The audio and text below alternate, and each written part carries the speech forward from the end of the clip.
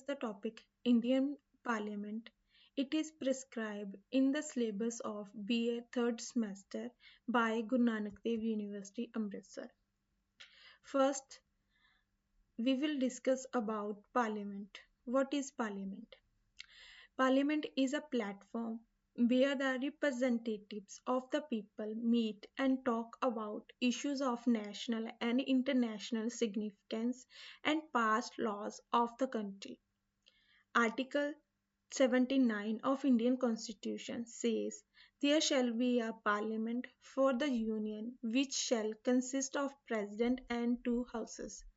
These are two houses of Indian parliament, upper house and lower house. Upper house we also known as Rajya Sabha and lower house as Lok Sabha. First, um, I will discuss the composition of Council of State, which is upper house of Indian Parliament. According to Article 80, the maximum number of the members of the Council of States has been fixed as 250. Out of these, 238 members are elected from the states and union territories, and the remaining 12 members are nominated by the Indian President from amongst the prominent scientists, scholars, artists, and social workers, etc. The total strength of the members of the present Rajya Sabha is 245.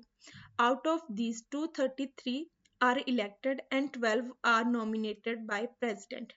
Next, unequal representation of states. In Indian parliaments, in Lok Sabha, unequal representation of states. Various states of Indian Union have been given representation in Rajya Sabha on the basis of their population. Next, the tenure of Rajya Sabha. The Rajya Sabha is a permanent house. According to Article 83(1), one-third members of Rajya Sabha retired after every 2 years period. Thus, each member of Rajya Sabha remains a member for a period of 6 years. Next, method of election of members of Rajya Sabha. The members of the Rajya Sabha are elected by the elected members of state legislative assemblies through open ballot system by single transferable vote system of proportional representation system. Next, qualifications of members of Rajya Sabha. First, he should be a citizen of India. He should not be less than 30 years of age. He should not be insane or bankrupt. He should not be serving the government of India or any state government on a profitable office. He should not have been declared unfit to be elected on a charge connected with an election. Next, the quorum of Rajya Sabha. The quorum of Rajya Sabha is 110 of its total strength, means 110 members of Rajya Sabha are required for its session.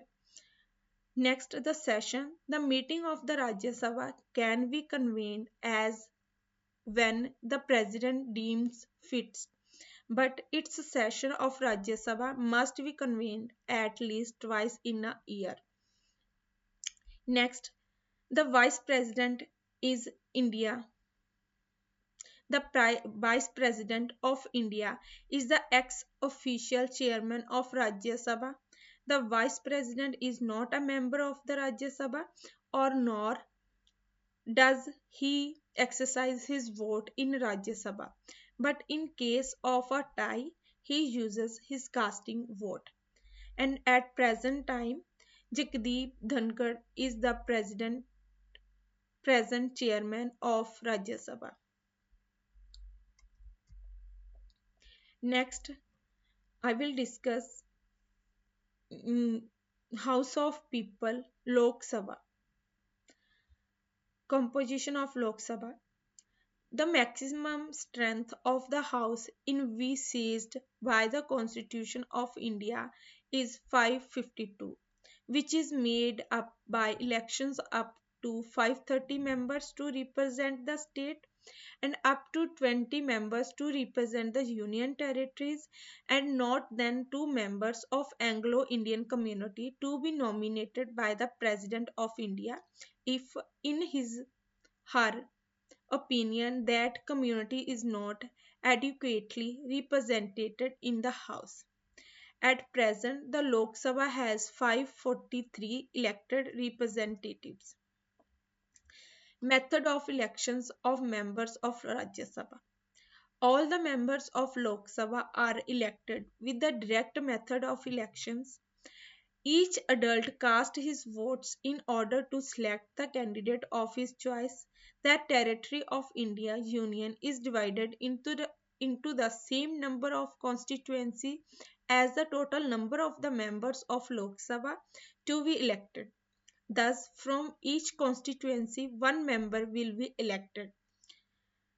Next is qualifications of members of Lok Sabha. First, he should be a citizen of India. He should not be less than 25 years of age. He should not be insane or bankrupt. He should not have been declared unfit to contest election by any court in the country. He should not be serving the government of India or any state government on the profitable office.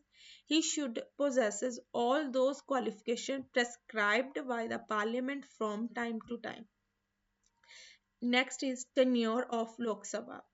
According to Article 83 second of the Constitution, the tenure of Lok Sabha is 5 years, but the President of India can extend its tenure for a period of 1 year at a time during the period of emergency, but it has been necessary to hold elections to the Lok Sabha within a period of 6 months after the termination of emergency session.